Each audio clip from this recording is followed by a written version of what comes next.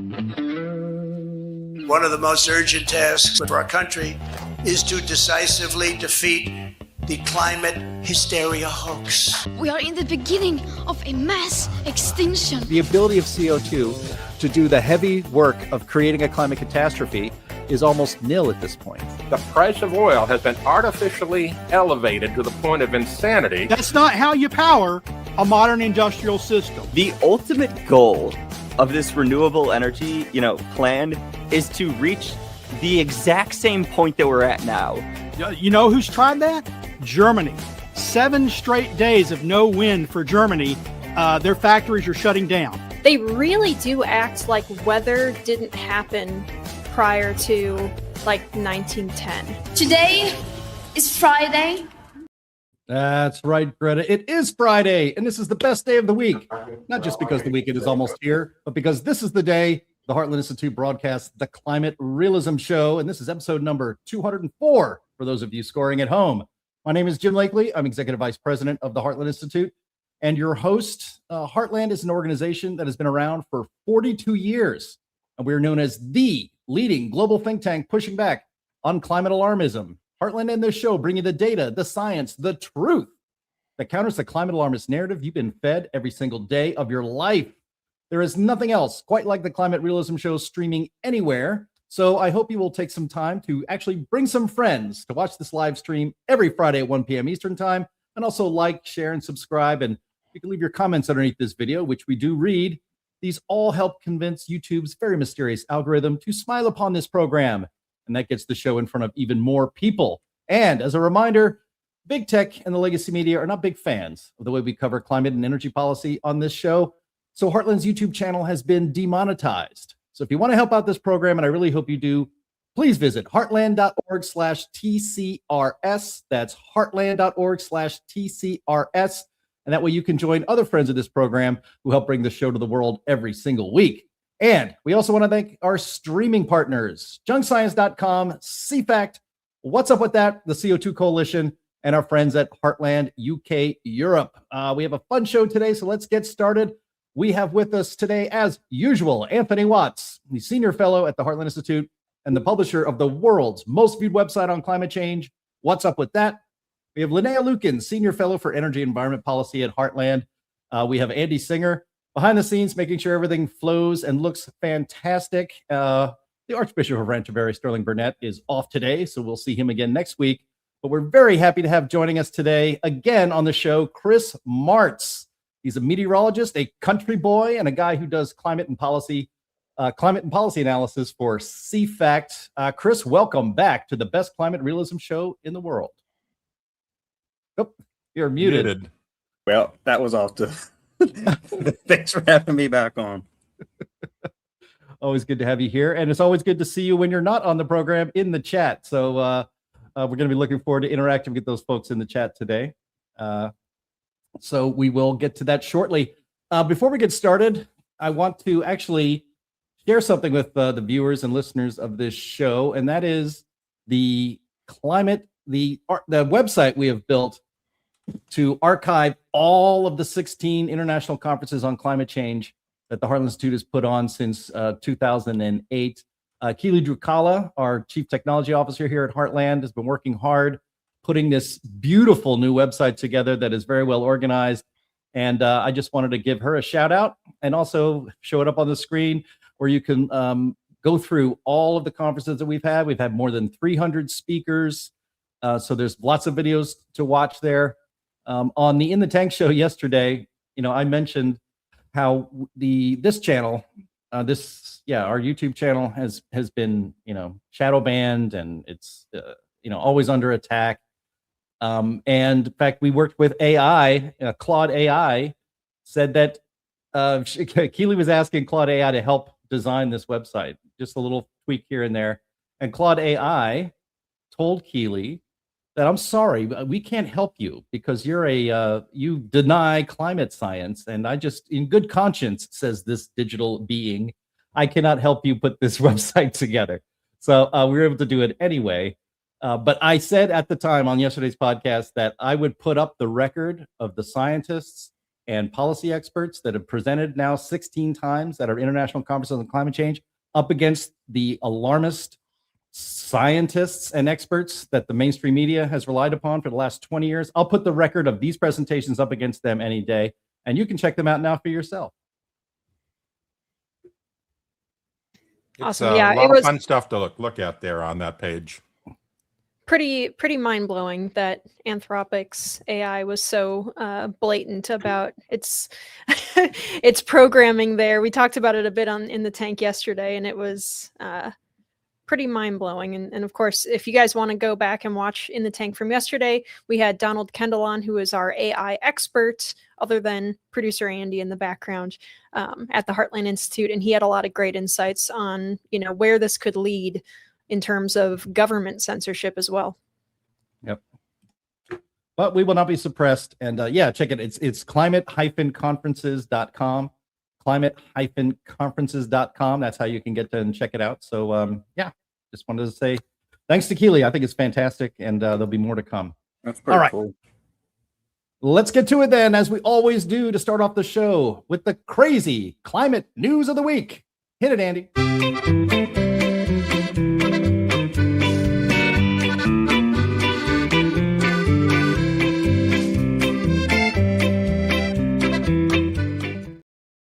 Thank you very much, Bill Nye. All right, our first item today I've titled Crazy from the Euro Heat. This is a big story internationally right now, and this comes from The Guardian.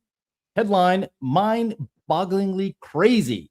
Climate experts alarmed by deadly spring heat waves searing Europe. Anthony picked this one out, and I think it's because it had crazy in the headline for crazy climate news of the week. But also, this European heat wave is something that we needed to talk about anyway, because this is supposedly because humans are causing climate change. We'll see about that. The subhead of this story says, scientists warn of new reality of heat extremes that claim 3 times more lives than car crashes and 16 times as many as murderers. I'll read from the story. Malcolm Mystery knew it was going to get very warm very quickly on Monday morning, but a slow start out of bed delayed his plans for an early game of cricket with his son. It was already 10 a.m. by the time the pair arrived at the sun-soaked nets of their local club in southwest London, and to the embarrassment of the 48-year-old scientist who played cricket in his youth, his body was struggling after just a half an hour of bowling. Had he continued for another hour, Mystery reckons he would have probably suffered from heat stroke. Had he and his son stayed until noon, they would have found themselves straining their bodies in direct sunlight while a nearby weather station logged the UK's hottest May temperature since records began. Quote, I could feel I was panting a bit more heavily, said Mystery, a leading climate and health researcher at the London School of Hygiene and Tropical Medicine. Quote, that's when I said to myself, I need to stop here right now, immediately, before something happens. Maybe this guy should try playing baseball or tennis outside in the summer, anywhere, literally in the United States. Millions do it every year, every day, at those kind of temperatures. Anyway, we'll finish up here. This year, summer highs are striking before spring is even over. It may herald worse heat to come as parts of Europe brace for yet another torrid season of punishing extremes. Temperatures over the weekend reached dizzying highs in the UK, which shattered its historical temperature record for the month by a full 2 degrees Celsius. The Monday peak of 34.8 Celsius at London's Kew Gardens was followed by a tropical night at Kenley Airfield with lows that did not drop below 21.3 C, and was beaten on Tuesday with a high of 35.1 C in West London. The Met Office says the temperatures would be, quote, exceptional in the UK, even in midsummer, let alone in May, unquote. In France, where Monday highs surpassed 31.1 C in the southwest, the national warning system was activated for the first time in May since it was introduced in 2004, and 7 deaths were linked to the heat. And here's the kicker. Peter Thorne, a climate scientist at Maynooth University in Ireland, said, quote, we know beyond a shadow of a doubt that the climate crisis has made heat waves such as the latest ones stronger and more likely. But nevertheless, many of the records being set, particularly in the UK and France, are mind-bogglingly crazy. All right, that's enough with that. Chris, let me start with you. You've been watching, I've been watching your X account on Twitter, yeah, right, this week, and you've been watching the Europe story here lately and pushing back on the idea that this is unprecedented warm temperatures in Europe. So what's your reaction right here? Well, I think that with Europe, first of all, I know that there's, a lot of their infrastructure and stuff can't handle necessarily. They're not used to stuff like that, for extended periods of time so they should invest in AC for one. But it is true in some regards regarding the meteorological aspects of this, that they have had some high temperature records in recent years. They've had high temperature records set in recent years, and some all-time records too. But for me, it's that why aren't we seeing? We've seen these extreme heat waves in Europe in the last since 2020 or so. Well, why aren't we seeing them in Canada or Mexico or China or the United States? It's only in Europe. So it tells me what this tells me is that this is natural variability for the most part. There has to be some sort of circulation change going on here that's led to these extremes. If it's CO2, it would target everybody. It's not going to be concentrated in Europe where they're having these, extreme heat events and stuff. So it has to be natural variability. And I think there's not enough research being done about it. Yeah. Anthony? I mean, I think one of the records they said that they broke was set in 1931. Well, that was a long time ago. It was almost, it's 90 years ago, 95 years ago. And that these things aren't all that unusual, really.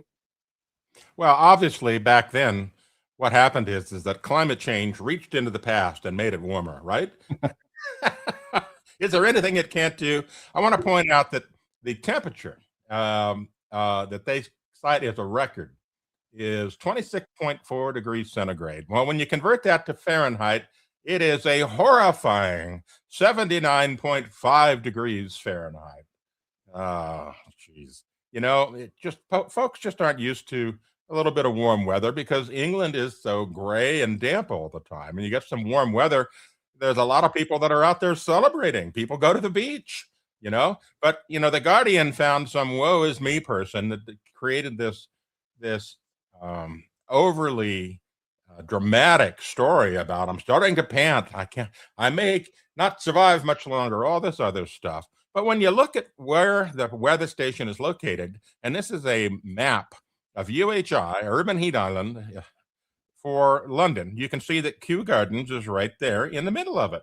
Now, even though Kew Gardens, and I looked at this closely, where they measure the temperature is a grassy tree area, it's a very nice park. It's surrounded by buildings everywhere. And so naturally, it's going to pick up heat from those.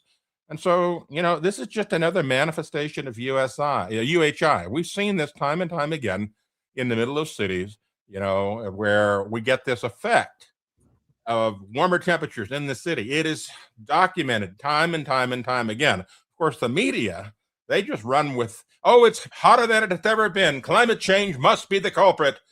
That's all they think about. They never do any simple investigation. And as I've always said, it's like shooting fish in a barrel with these people when it comes to facts. They don't care about the facts. They only care about the narrative. And this particular factoid fits their narrative, so they run crazy with it, And that's why it's Crazy Climate News of the Week. Absolutely. One of the things I saw today on X, I think it was one of the journalists over there in Ireland posted a study or like a article about a study, and I didn't even have to read the thing to realize that it was going to be an attribution study from World Weather Attribution, because the title of it was Ireland's record high temperature in May was not possible without human caused global warming, which is just a ridiculous claim to make, right? But of course, all the attribution science is, pretty much what they have to lean on now, since the historical record doesn't back them up. So what they do is they run these models where they, the assumption built into an attribution model is that human emissions of carbon dioxide are making weather worse. And then they go from there. That's not science. It should be a non-starter, but they are hugely popular with like the Associated Press and other mainstream news outlets. These attribution studies were made specifically for climate litigation. so that they can try to not just blame specific weather events on human emissions in general, but their ultimate goal is actually to be able to tie specific weather events and the like damage from them or deaths from them to specific fossil fuel companies so that they can try to put them out of business or at least waste their time and money with this stuff. So it's all rot all the way down. Yeah, 100% agree with that. And in fact, one of the architects behind the attribution papers and all that, and actually who was one of the architects behind World Weather Attribution, which was initially a joint venture with Climate Central. Well, they that's the scientist, Frederica, whatever her name is. I'm going to link it here in the chat so Andy can pull it up. There's an image here where, from a political article, where she admitted that these were actually designed with litigation against oil and gas companies in mind. So there's a huge conflict of interest there. And the problem is these courts use it. I mean, there was a heat wave, the 2021 Pacific Northwest heat wave that they had. And if you scroll down, there's an image attached to that has the actual quote in there. It's highlighted. Yeah, right there. And in Washington State, a woman sued, I think Chevron and Shell and a bunch of other oil companies a year or two ago over the heat wave there because there was supposedly the fossil fuel pollution caused her mother to die. I don't know whether or not the case was dismissed or if it went forward or not, but they used these attribution papers, and one of them was the World Weather Attribution, one on the 2021 Pacific Northwest heat wave. These things aren't science. It's pseudoscience guised, as science, and it's through peer review. But it's not even legit science. The other thing too, that Linnea was talking about is that with the historical records, to add to that, these attribution papers don't include stuff like the 1930s. They don't have that data. They start in like 1950 or 1960. So by definition, the 1930s heat waves could not have happened without climate change. But they don't want to talk about that. They don't like history. Well, yeah, but, I mean, before we leave this topic, let's take this claim seriously, or at least part of this claim seriously, that you can attribute to human activity the rise in temperatures that are getting dangerous. How do you prove that in court? How do you prove it in a paper that human activity is trumping natural variation? I've yet to see it. If maybe somebody has proved it and I've missed it. They can't prove it. I mean, you can prove probably that CO2 causes some warming, which I even agree with that. But there's a whole bunch of other factors. The climate, as all of us know, is a multivariable system. So we don't know. And they always say, well, the natural forcings are all cooling. If you see those charts from the IPCC where they show that, well, turns out that those are based on models, not actual observations. They can't measure that, so they don't have any actual proof. And it's bad enough with the attribution studies that they publish a couple weeks or a couple months afterwards, but they have these rapid single event attribution studies that are not peer reviewed, that the same organization puts out like the day of the storm happening. They did one before a hurricane made landfall. Yeah, it's so bad. Yeah, anyone leaning on them, it's just they're either completely uninformed on how the science actually works, or they're just pure propagandists and they don't really care. They're just using it for what they want. How dare you? That's right. And just to have the lead of the story. I mean, he can't go outside and play cricket with his son if it's 90 degrees Fahrenheit.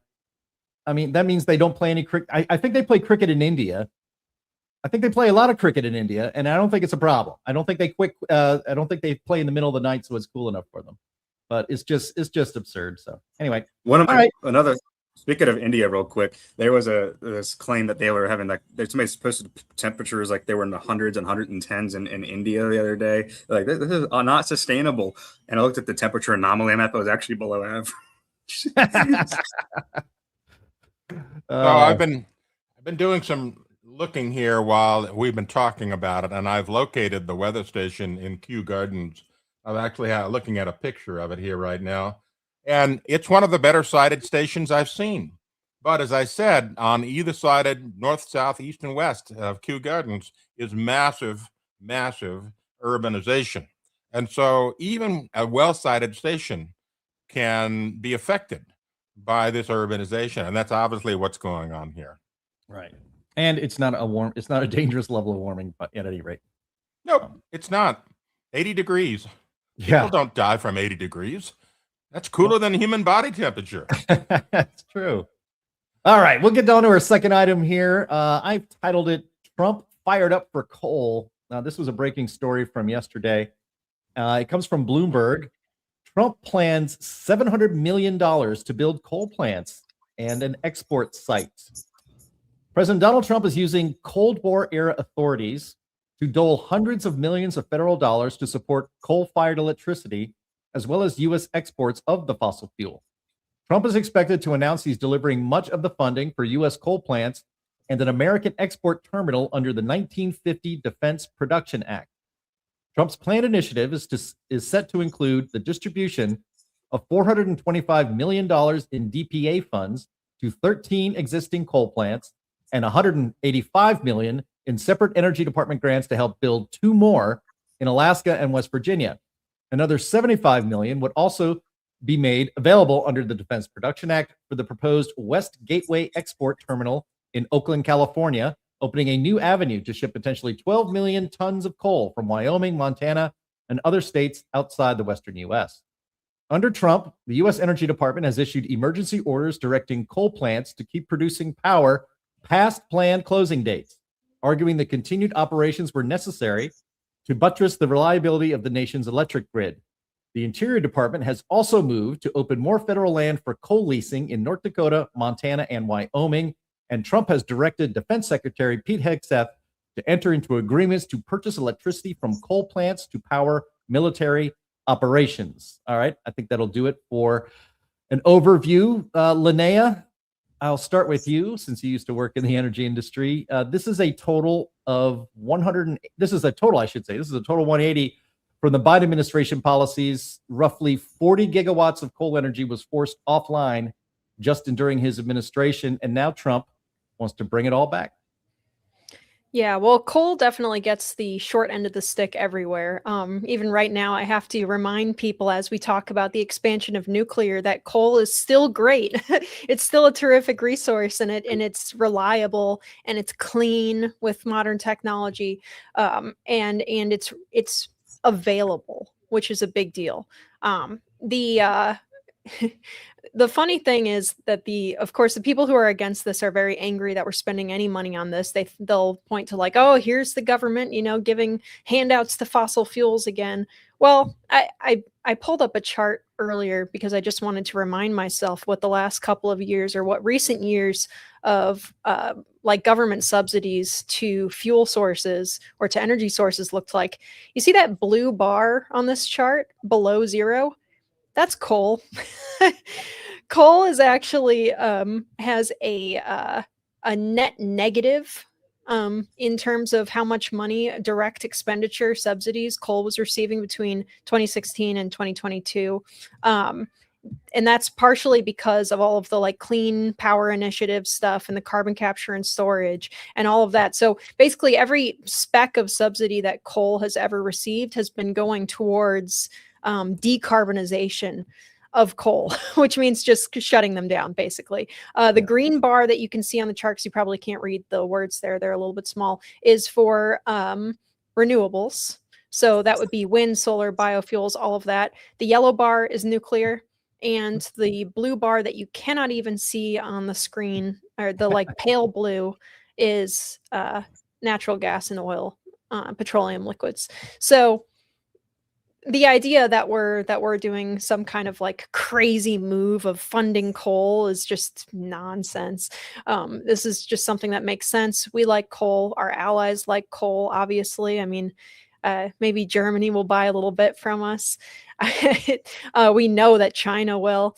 We'll see. I think that this is a very good thing. I think you're going to see a lot of pushback from people who don't understand the technology and don't understand that it is clean, and that even at coal plants, most of the coal plants in the United States use cooling towers, like what people imagine are the nuclear plants. A lot of those are actually coal plants. And they also are pretty much just releasing steam from those towers. The days of like black smoke pouring out of smokestacks is long gone. So I think coal pollution in terms of like criteria pollutants has been reduced by something like 98 or 99% since even just the early 2000s, which it already had been reduced by quite a lot since during that period since the 60s. So it's just, I don't know. The propaganda that they send is that they put out there is kind of crazy. When I was in high school, they showed us this study which was a legitimate study of like dead finches in New York, where you can see the finches were like literally dusty from coal dust residue back in the 1930s and stuff, and they get cleaner over time, these samples of these finches. And the explanation from them is that, well, it's because we went away from coal. Well, the explanation is because we made coal clean.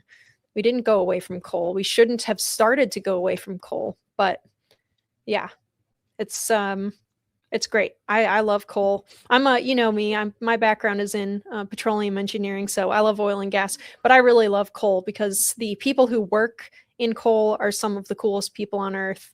I love our friends in Wyoming and West Virginia and Pennsylvania and everything. So I don't know. I'm excited about this. I like it. Clearly, a little bit excited. A little bit excited. Yes. Well, Anthony, you're muted. Anthony, go ahead. That's all right. Hold the jam. All right. All right. So I was just wondering, Linnea, with all of these, laws associated with, clean energy and so forth, is there a coals law? Oh my God. Boo. Boo. I'm not even gonna pity the fool. That's right. I wasn't even gonna give you a I'm sorry, all I could think of was coleslaw. Oh, that's good.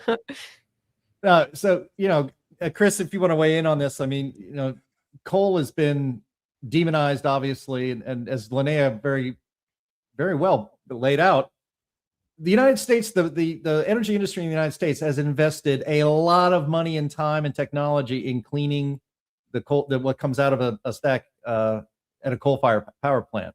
And we're going to need to burn coal for the next at least 100, maybe 200 years in order for the energy needs that we need, and they're increasing with AI. I'd rather have coal plants burning in the United States than in China because they don't have those kinds of standards. Yeah, for sure. I mean, we need to use energy that's efficient and affordable, and coal and natural gas are right there at the top. And and I've always been a person that that has said that I'm all for alternatives, but they have to be sustainable, and that's not what wind and solar are. Maybe locally with solar on your own house, and if you live in like Las Vegas, but that's not going to power civilization. And coal is great because it can be especially for emergency situations. You have a stockpile of it, and it's also affordable. I mean, there's a reason China used it. It's a reason it's their largest source of energy. Everybody always talks about how much solar and wind or whatever that China's adding, but it's only adding, it's not subtracting from their coal consumption, which goes up year after year. And I think they're going to hit another record high this year.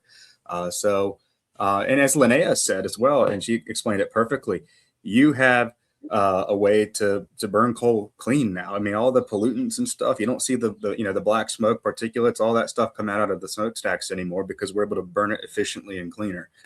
So it's really, and you also don't see, back in there was Soviet Union, I think. I remember John Christie was telling me how on satellites you could see some of the ash and stuff on the snow. You don't get that anymore because you're able to burn it. And you can see it on satellites, what I was trying to say, but you don't see that anymore because we're able to burn it efficiently and cleaner. And that's why we have technology to improve things. I don't really get why people demonize coal. Sure, I probably prefer natural gas personally, but there's no reason to demonize it. And the people that demonize it, as soon as you ask them to stop using, fossil fuels in any capacity, they don't want to do that at all. Yeah. And well, go ahead, Linnea. Sorry, there's just a question here that I think we can address really fast during the segment instead of saving it for the end. But Ian asks, is nuclear as affordable as coal in the long term? I think coal is still going to come out cheaper, even if you remove the regulations on nuclear. And it really is the regulatory hurdles to even just build the thing that make it expensive. Yeah. But running a nuclear plant is really quite cheap, actually, because it doesn't need, continuous fuel input. It has the fuel that it has for quite a while. And actually the uranium and stuff is not all that expensive in and of itself. So they're really, really new, really, really fancy, high-tech coal plants are probably comparable in terms of how expensive it is to run them. But, again, you're using coal, fuel continuously for coal. And the regulations are really what make nuclear expensive. Yeah. And to add to go ahead, Anthony. No, go. What I was going to say is that I haven't run the exact numbers, but one thing I do know is that China builds nuclear power plants very cheap, very affordably. And the costs have only continued to decline there. So this claim that like nuclear power is expensive, which a lot of people on the left will bring up, it's not really true once you move the regulations and stuff. But I would say coal's probably cheaper. I haven't looked at the numbers, in depth, but that's what I would say. But yet a lot of it's regulatory. But China doesn't have all those regulations. China builds bridges and all sorts of engineering marvels that we used to do. We don't now because there's so much red tape and you have to get permits and pay for this and pay for that. And there's zoning laws. And it's so much stuff that goes into it now that they just don't. China's able to innovate in a way that we can't be, haven't been able to in decades because of our regulations. Yeah, regulations Trump's trying to do it. Regulations hardly ever go this way. They always go this way, ratchet up all the time. And it makes it very difficult to compete globally.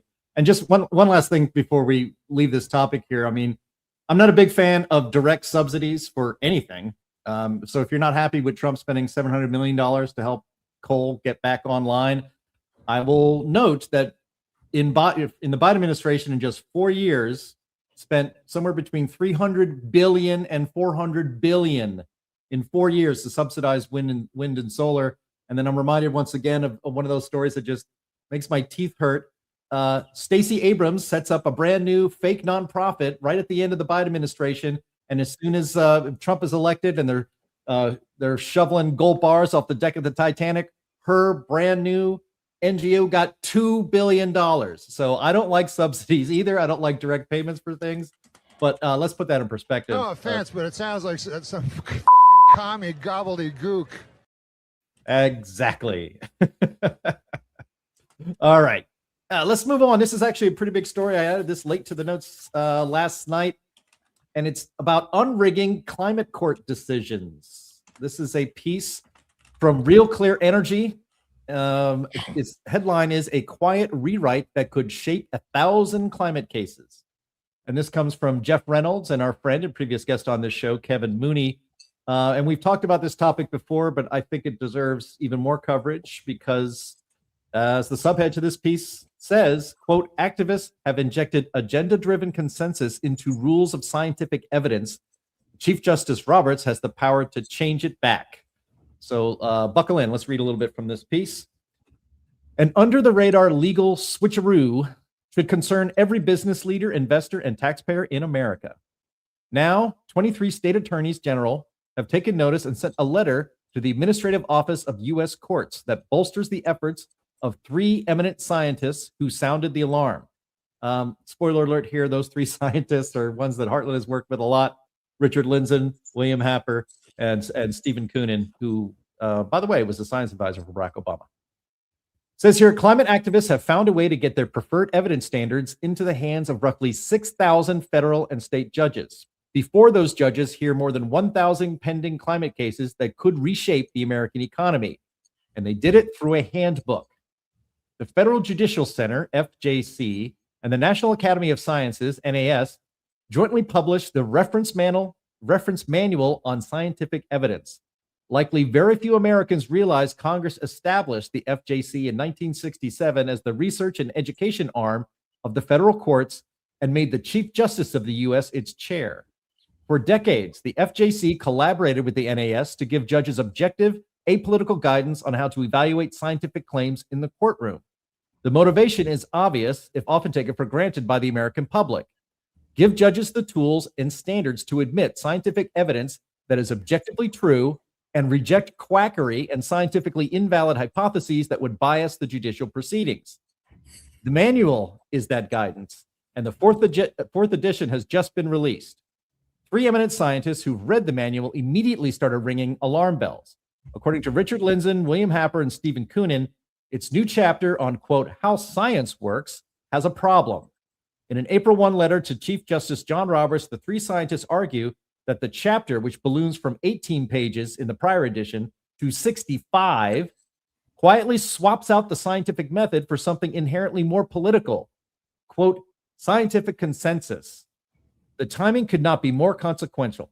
The letter from the scientists points out that more than 1,000 climate-related cases are now working through state and federal courts, many pursuing damages from energy producers under theories that require attributing scientific harms to specific emissions, which is just something we brought up earlier in this podcast. So, Anthony, let me start with you. We can discuss this around the table, but do you believe Justice Roberts is going to have the guts and the sense to correct this reference manual for scientific evidence to get away from consensus and restore the scientific method? Well, he has made some interesting rulings in the past that to me seemed very factually based. So I have hope that he will, in fact, go down this route. The bottom line is whether or not, it's right to allow activists to create guidebooks for the law. And from my perspective, obviously it is not. The law is supposed to be blind to these things. That's why the statue has, the Lady of Justice with the blindfold on and the scales. It's supposed to be blind and should be blind to these organizations that are trying to help judges understand climate change.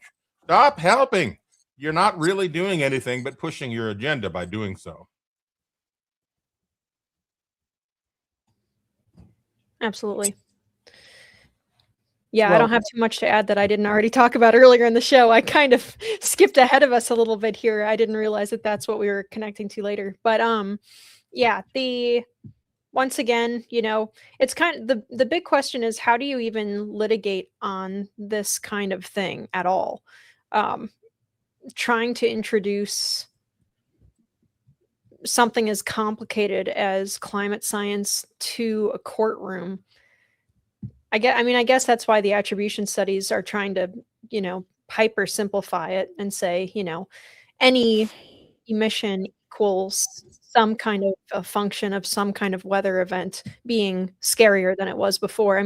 But really the key to this that I wish that people would explain, especially when they try to use the attribution studies to judges, is, pointing out, look, these guys will look at a storm, figure out any metric at all that was even slightly unusual, which every storm has something that's unusual. That's how you make an average, is with a bunch of stuff that's not the average.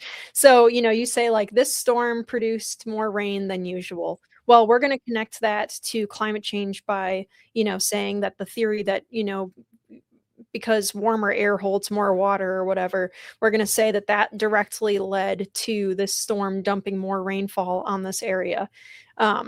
Or they'll say, a hurricane, the one that they really like is the rapid intensification right now, because the data just isn't showing that they're making landfall more. So they say, oh, well, there's rapid intensification. Well, once again, like, you really can't point to a particular trend in that. And so it's just, I don't know. Trying to litigate this stuff on the science is going to be quite the uphill battle if we're able to get anyone in the courtroom that's able to actually fight on this stuff, especially when they have these guidelines in place that are so corrupt. Yeah. Chris, you're a relatively recent graduate with your meteorology degree. So you're closer to being taught the scientific method than anybody else on this podcast. But it seems to me a pretty big tell that an 18 pages in the manual explaining the scientific method being replaced by 65 pages trying to convince people that data doesn't matter. What really matters and what you really need to go by and always obey is if a vote by the certain number of scientists that we set over here and give authority to. Yeah, science. That's the problem with a lot of people, especially when it comes to people on the left, is they treat science like it's a religion. You can't question it. And for me, science it's a process, and it's a method, and you have to have it has to be falsifiable. And the thing is with climate change is that you can't. Everything's a symptom of it. You had a hurricane, that's climate change. You have a flood, that's climate change. You have a drought, that's climate change. If you fall off the bar singing or off the stage singing karaoke like I did last night, it's climate change. But it's that's what it's an issue that has become. It explains everything, and a theory that explains everything explains nothing. So there has to be a testable hypothesis, and they haven't really done that. And Linnea was talking about the rapid intensification, and he has people point to that. Well, this chart here shows the global number of rapid intensification events. That's defined for those watching when a tropical cyclone, in hurricanes, for those that are not a meteorologist, hurricanes are a subset of tropical cyclones. It's a specific, wind threshold, 74 miles an hour or more. So rapid intensification is defined as a 30 knot or a 35 mile an hour increase in 24 hours in maximum sustained wind speed. So how many of those events have there been globally since 1990? And Phil Klotzbach at Colorado State University was gracious enough to send me the data on this. And I have to get the data from last year to update it, but there's no increase. You see a few years recently where they've had high values, but overall it's neutral or even maybe slightly negative. So they can't really even make that argument when you really look at it. You can see increases in, say, the Atlantic Basin.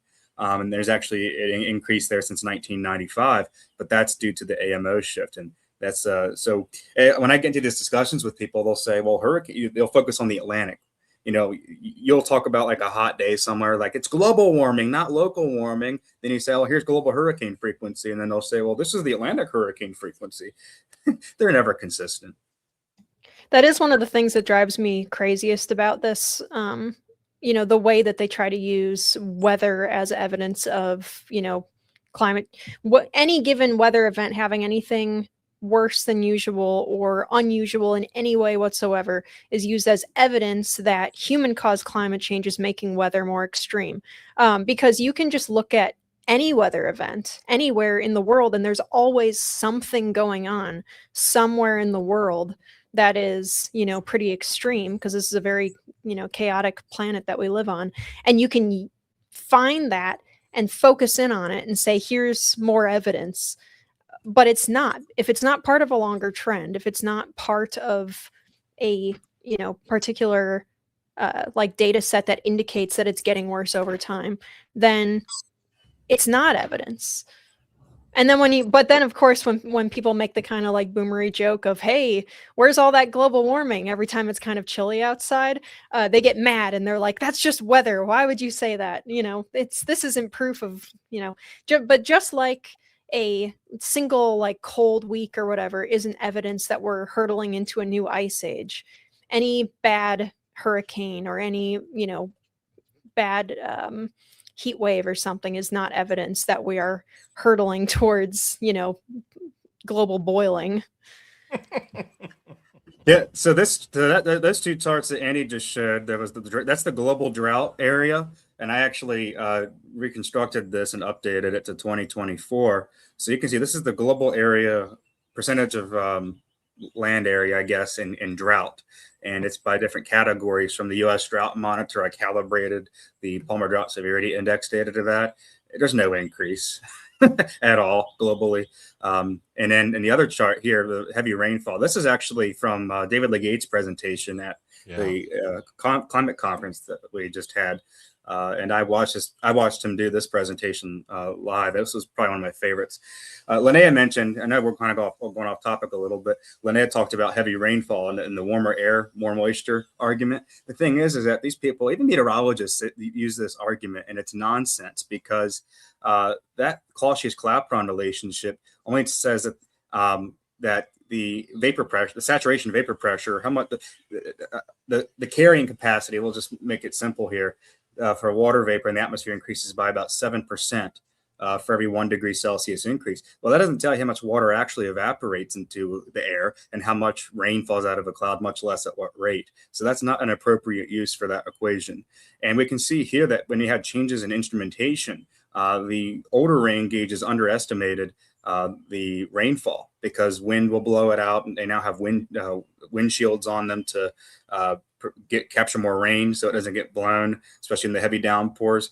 And so it's not, so when they've switched to automation, you actually get a more efficient rain gauge. And so you see that big increase in heavy rainfall events after about 1992. And that was what Dr. David Legates talked about in his presentation at ICC 16, which I thought was great. It was really important point that I hadn't thought about before.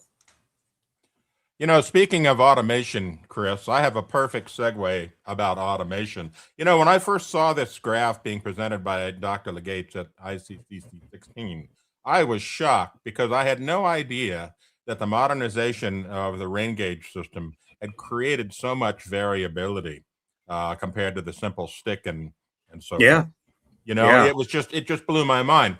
But I want to get back to the idea of modernization. Now, I found a picture off of Wikipedia of the Kew Gardens weather station, the one that got this tremendously high temperature. And I noticed something. Look at that. They have moved to automation. There's the Stevenson screen on the left, the white box where they have the mercury thermometer. But on the right, there's an automated weather station, and it's got two gill shields. Those are those little stacked dinner plate things that are on the pole. But look, there's a solar panel that has very close to those, okay? Solar panels can get up to 150 degrees in direct sunlight. And they've got these things very close to the sensors. So all it takes is the appropriate wind to blow that right into the sensor, and that would bias the sensor. Now, what's more interesting is that I found an older picture of the weather station. Here it is from Google Earth. And look, there is no automated station there. So they put one in. And all of a sudden, Kew Gardens is getting these record high temperatures. Well, I had thought initially it was UHI. Well, yeah, that's a part of it. But another part of it is those solar panels. They didn't have the good sense to elevate the solar panels way up above the height of the sensors. That's just bad science. That's fascinating. Good stuff. Yeah. Thank you. I didn't know There's that. no weather station that can hide from me.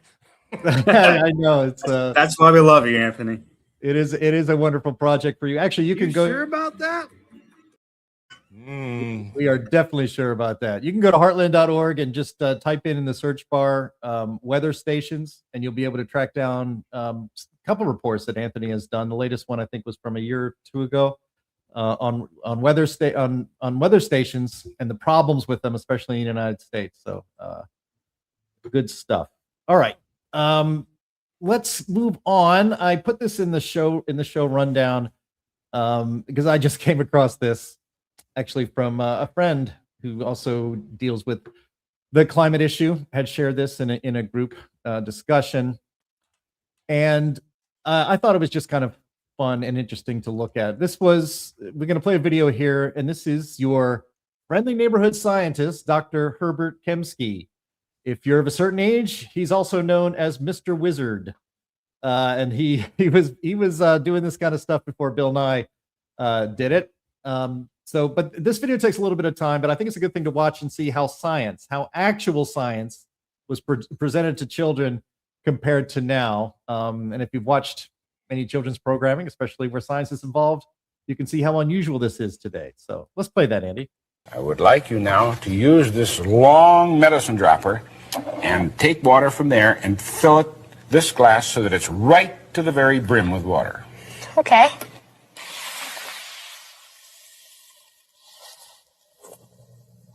Don't let it overflow, but get it right to the very top. Aha! That's it. Okay, move these out of the way. Wipe everything up so there's no water anyplace. Now my question is, as the ice melts, will the water overflow over the top of the glass? I think so. Why? Well, because like you have the water, and the water is full to the top, and then you have the ice also, and like I think while the ice melts, it'll just overflow. Okay, that's one theory, and that's definitely a theory, right? Yeah. You know what a theory is. Well, there's another theory, which I would like to advance and see how you like that. As you know, ice expands when it freezes as compared to water. That's why ice floats, right? Yeah. Okay, so therefore, as the ice condenses, in other words, goes back into water, it should take up less space, therefore the water level will drop. Okay, yeah, I see. That's theory 2. Yep. Now there's the third theory. Obviously, the volume of the water is taking into consideration the ice that we've got in there. So as it melts, it's not going to change at all, because the volume has already got that ice floating in it. Okay, I see. That's the third theory. Which one are you going to take? Mine. My theory. The first one? Yep. That it's going to overflow. Yeah. Okay, now that's why I wanted to wipe out everything so there's no water around any place. I We're going to let it sit there very carefully and melt. It'll take about 2 hours. Can we be back in 2 hours? Sure. And I promise I won't touch it. Okay. Okay? Science TV sure was different 40 years ago. Hi. Hi, Karen. Ah, you're right on time. 2 hours. You're very punctual. Are you usually? Most of the time. Okay. There's the glass that had the ice in it. Don't touch the counter now. It didn't melt. And your theory was that it was going to melt and flow over the top, right? Yeah. And why was that? Well, the ice, like it was floating above the top of the glass, so I thought it would melt. Okay. That was Go one over. theory. That was no good. Now, the second theory was that the ice expanded as it would change from water to ice, Yeah. therefore took up less space, so that as it melted, it would take up less space, so the water level ought to drop. Yeah. Did it? No. So the third theory, you remember now I told you that as you added water to the ice and you got it all to float, the level of the water took into effect the mass of the ice. Yeah. And therefore, as it melted, that water level is going to stay exactly the same. And that's what happened. Yeah. Yeah, that's right. Learn something today, kid. That's really great. Now, first of all, I watched that. I just thought it was just kind of wholesome and cute, but actually teaching a kid how science really works. A lot of the comments under this, where I saw the clip on Twitter X, said, yeah, that's fine. Yeah, that's everybody knows that. But when all the ice in Greenland melts and falls into the sea, we're all going to drown anyway. So like how did the Greenland ice? What? That's right. Yeah. And so obviously it is different if all the ice in Greenland and Antarctica melts and flows into the ocean, but that's not going to happen anyway. And, the whole idea that the Arctic ice, a lot of people think melting Arctic ocean ice is going to raise the level of the oceans. And of course, as Mr. Wizard tells us, that's not true.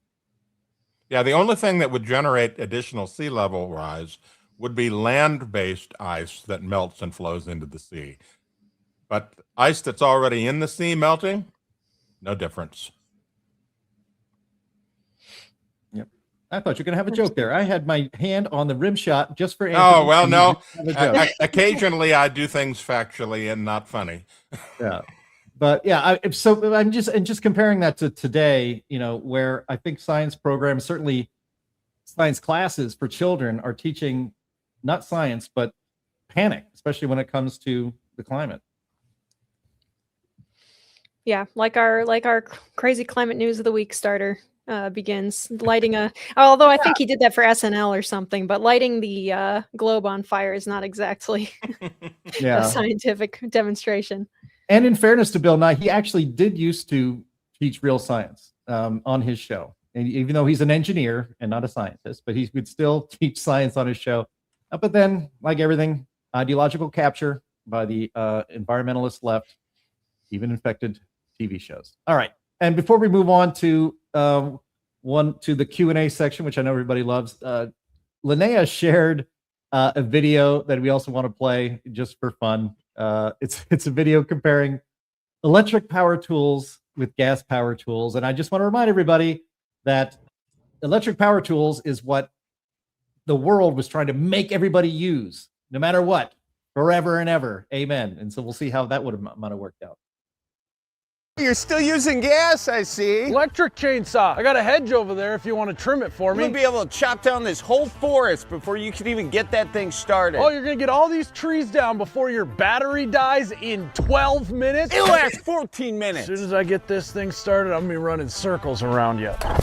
Come on. Maybe your gas is old and you should go get some more for $6 a gallon. $6 is nothing compared to your $400 battery. That's just the cost of going green, my guy. One, we're literally cutting down trees. And two, where do you think the lithium in that battery came from? I'll have you know this lithium is grass fed. Let's settle this right here, right now. Let's see who can cut down the most trees. You're on. Ready, set, go. Oh, shoot. I gotta charge this thing started on me running circles around As soon as I charge this, you're done, dude. Maybe I didn't put gas in it. Nice. Very funny. I actually have an electric tree pruner, little chainsaw. I love it. That works great. Of course, I'm not trying to cut down a whole forest. Yeah, electric power tools, that used to be corded that are now cordless. That is a whole revolution in personal handiwork that you can use at home. I mean, I have a complete set of DeWalt tools, and I love them. And the lithium batteries are no problem at all. They provide plenty of power. But those things are not being driven out in the weather or through floodwaters, like some of these cars are, so they don't self-combust like some of the cars do. Yeah. Well, you still don't want to leave your battery charging unsupervised for too long on those, because you never know. You want to be careful with that one. I've seen some sheds burn down from that sort of situation. But I just thought it was funny. I had a friend who had an electric lawnmower that was corded, a corded electric lawnmower. And I know some people have them and they like them. I think it's insane to have to be moving a cord while you're I used to use one of those. It's terrible. Yeah, I had one of those too when I was a kid. My mom bought one and I used that one. But actually I have not been able to use my grass trimmer for around the fences and walls and things like that because I cannot get the damn thing started. I think it's flooded. I have to take it apart. So I'm actually just going to break down and buy a trimmer that's electric with my Milwaukee battery. So it's just going to be so much easier because I'm tired of pulling that thing up. But I will never go to an electric leaf blower. I live in a forest. I need maximum power on my leaf blower. So that's gas operated for sure. It's the biggest RPMs I could find. But yeah, they are fun. All right. Yeah. We just thought that was cute. We had to show it. It was too funny of a video. You know what's fun to do with a leaf blower, Jim? You strap it to a bicycle and you put it on maximum, and that thing will push you along. It will. Yeah. Nice. Chris, do you have any electric power tools that you would recommend? I like the electric chainsaw. It's actually not bad, but because I go out and cut wood with my dad. Not a fan of the electric leaf blowers, so not a fan. Some power tools are fine, like for screwdrivers and stuff, I guess. Well, those are all electric. Those are battery powered. What am I talking about? I guess the hangover is still getting me. A gas powered drill would be pretty badass. I know, right? Yeah, I don't have. I guess I was thinking. I don't know what I was thinking. They're all battery powered, but no, electric chainsaws are pretty nice, especially if you have like multiple, batteries to put in versus having to haul gas. But leaf blowers, that's a different story. Yeah. Well, what's the thing about these electric tools is that they can be pretty expensive. And so, it's important when you have to be able to afford those things, you're going to need to be able to save for your retirement so that you have some income. You have a way to have a life because you've spent all of your money while you were working on expensive electric power tools. And one way to do that is to visit our sponsor for this show, the Climate Realism Show. And that sponsor is Advisor Metals. Because if you listen to a lot of conservative shows like I do, you hear tons of pitches for buying gold and silver and other precious metals. There are so many companies all over the place that want your business, but we want to tell you why you should trust our sponsor, Advisor Metals, and it's because of the man who runs the company. And his name is Ira Bershadsky. Ira is the managing member of Advisor Metals, and he does not employ those high-pressure tactics or deceptive marketing ploys like many in Big Gold.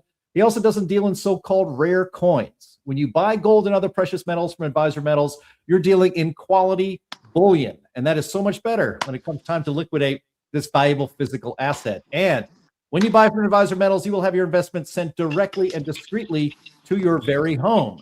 I also want to remind everyone that Ira is a sponsor of this program because he loves the program, but he's also America First Patriot. He doesn't donate to Democrats. He does not work with proxies of the Chinese Communist Party. And he, like us, abhor the machinations and schemes of outfits like the World Economic Forum and the United Nations. That is why we are so proud to have him as a sponsor of this show. So you want to diversify your investment portfolio, and if you want to back up your IRA with real physical bullion of precious metals, go to climaterealismshow.com/metals. You can leave your information there like so many others have, and Ira will make the process very easy for you. That's climaterealismshow.com/metals. And be sure to tell them who sent you, because that helps us while you're helping your financial future. Thank you for your attention to this matter. Thank you, Linnea, for grinning as you saw that very bad segue coming. Appreciate it. And now let's get to... It wasn't as bad as coleslaw, though. It was not as bad as coleslaw. That's a tough one to beat. All right, let's get to everybody's favorite segment, and that is Q&A with Linnea. Take it away.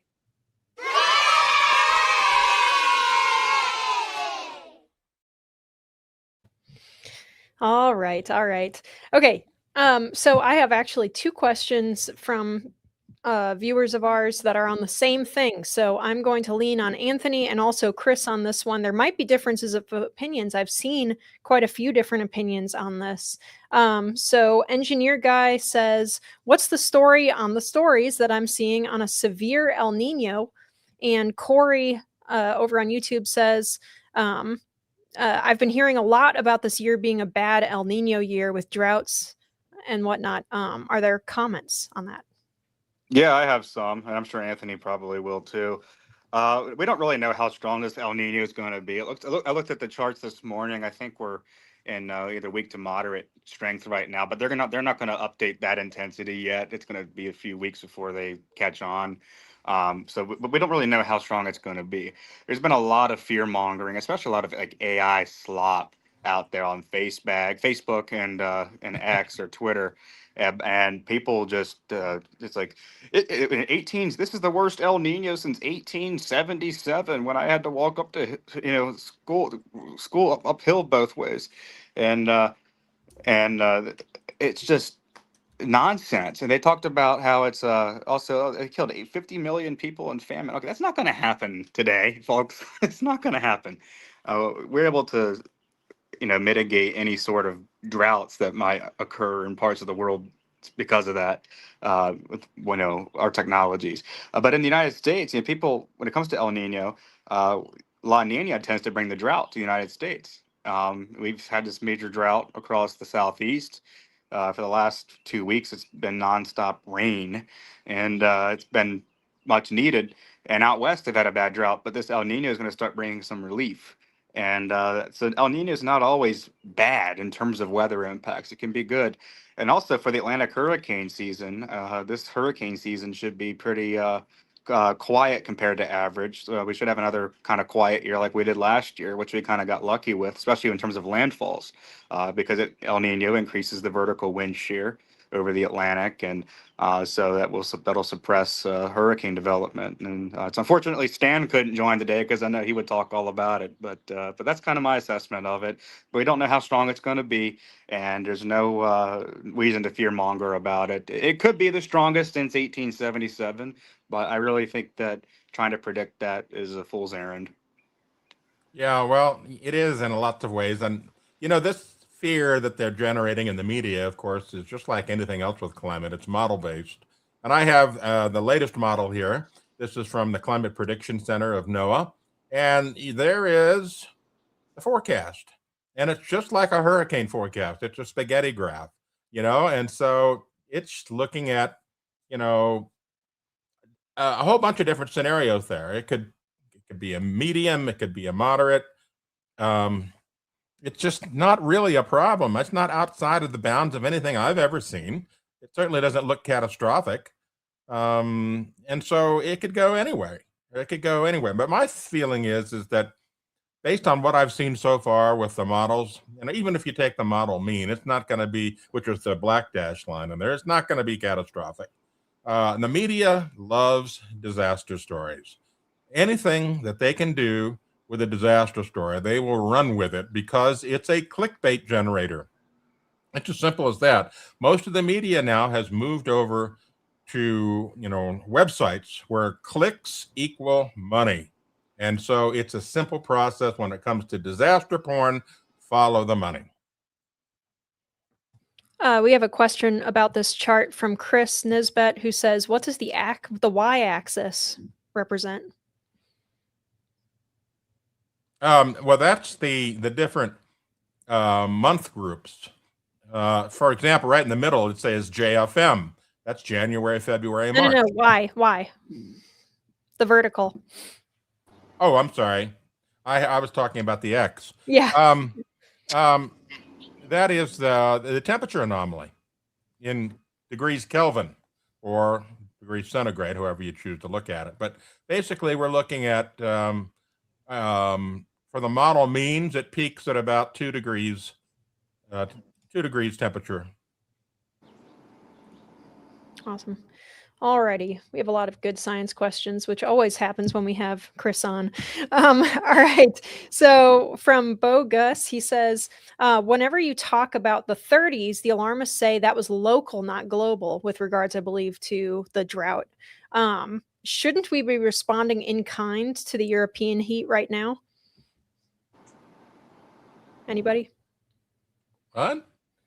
When people talk about like the Dust Bowl conditions and the drought and stuff in the 30s, alarmists will say, well, that was only local temperature and local stuff. So you can't compare it to other heat waves because that wasn't climate change. It wasn't a global thing. Oh, okay. So shouldn't we be responding in kind when people try to hype up a European heat wave? Absolutely. I get it now. Yeah, there have been other heat waves all throughout Europe that have been documented. As we said earlier, outfits like Climate Central, they do not like history.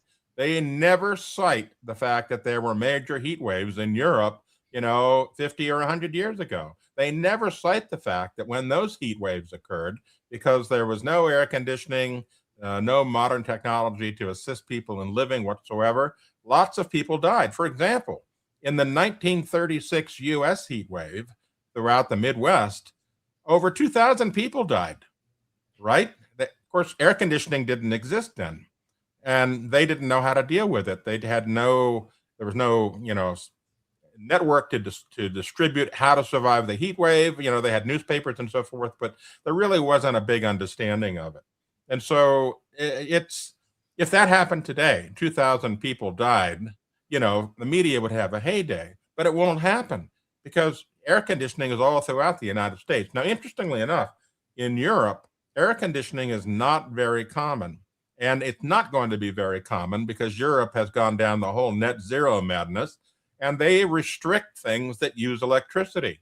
They don't want you to have an air conditioner because that uses too much electricity and it may damage the planet. And screw you if you're going to heat up and overheat and die. We don't care. Yeah. All right. This is a question for you, Anthony, from K1, who says, isn't a spaghetti graph of an El Nino a culturally mixed metaphor? So you're saying this is a Mexican spaghetti graph? Yeah. Okay, I'll go with that. That's great. I love it. Very good. All right. Let's see. This is from Bogus again. If we have a second zero Atlantic hurricane landfalls here again, do you think it will be attributed to climate change? Oh yeah, immediate. They do like to flip the script. We've seen it happen time and again. Too much rain is climate change. Not enough rain is climate change. Normal rain is climate change. So I wouldn't put it past them to say, the next time we run into a hurricane drought, well, it's climate change. We were wrong the first time. This is really it. And it's bad. Yeah. It's even worse than we thought. It's always I'm worse. trying You ever notice that? channel the Archbishop of Ranterbury here. You ever notice that it's always worse than experts previously thought? It's always worse than we thought. There's never any good news when it comes to the climate panic. Yeah, speaking of that, I ran a letter to the editor about 4 weeks ago in the Chico Enterprise Record talking about RCP 8.5 being, demoted to being not possible or impossible, and that science didn't even offer an apology because they'd been used to write all of these papers and scare stories in the press. And I had 3 people write responding to that letter, and they were mad. They were mad that I pointed out that RCP 8.5 is no longer, the disaster scenario of the future. We're not going to roast like they said that we would, and that, little kids don't need to be scared anymore about their future. These people were mad that I pointed it out. You would think that these folks that are so scared of future disaster would be relieved that someone points out that, hey, it's not going to be as bad as we thought.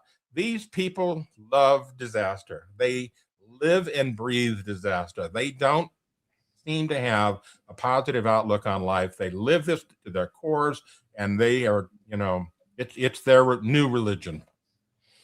I would love to see, I really think that it must be the easiest thing in the world to be kind of like a low effort climate correspondent at one of these major newspapers. I think that you could probably, I could come up with something if we had another hurricane drought like we had until 2017, right? 2016, 2017 is when the one ended where we had 0 landfalls. I am seeing a universe in which you could write a convincing article that says that it's a catastrophe that we haven't had hurricanes in years because hurricanes are an important, energy release valve for Atlantic temperatures. And so because they're not happening, we're warming out of control, worse than we ever thought before. Well, they do. Hurricanes thin the herd. We need them. they do flip the script. There was an article, actually it was from NPR, I think. In 2022, they said that climate change is speeding up the Earth's rotation. Well, last year they said it's causing Earth's rotation to slow down. Well, which is it? Is it speeding up? Is it slowing down? I don't know. Yeah, you need the hurricanes to make sure. You need the hurricanes to make sure the aquifers be refilled. They'd be screaming about droughts in the southeast if they didn't have a rainfall. So, absolutely. By the way, on climate realism, I recently wrote a very detailed article on that whole climate change is causing the Earth to spin slower, faster, or the same. And compared it to some of the stuff that's happened in the past, it's totally bunk. But these low effort journalists, as you point out, Linnea, they don't care. They don't want to look into it. And by the way, NPR last week got rid of their entire climate desk. Oh, I didn't know.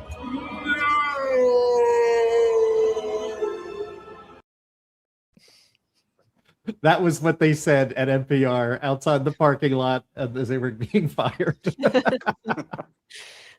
All right. Learn the code.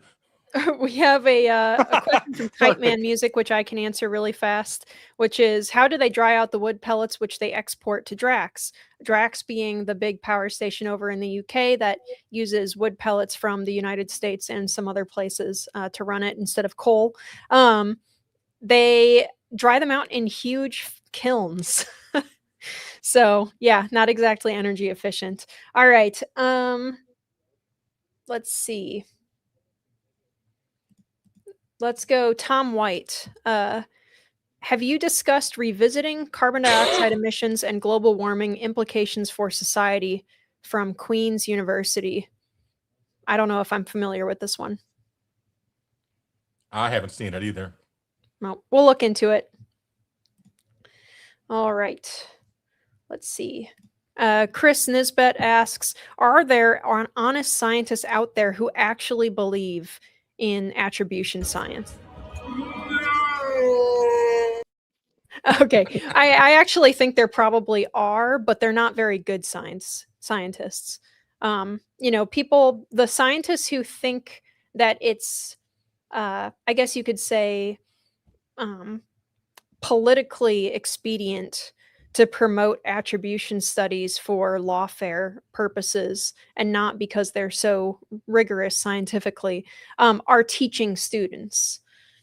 and they're likely teaching students that these are valid. I was telling my dad about this the other day. There was someone on X or somewhere who she was a college professor, and she mentioned how often papers that she's been involved in have had fake citations because they just don't have time to check everything they cite for their papers. And she's a university professor in a hard science, or not a hard science, she's just like a sociologist or something, saying this. And so this person is teaching students, and she's likely teaching students the same careless tactics that she uses for her studies.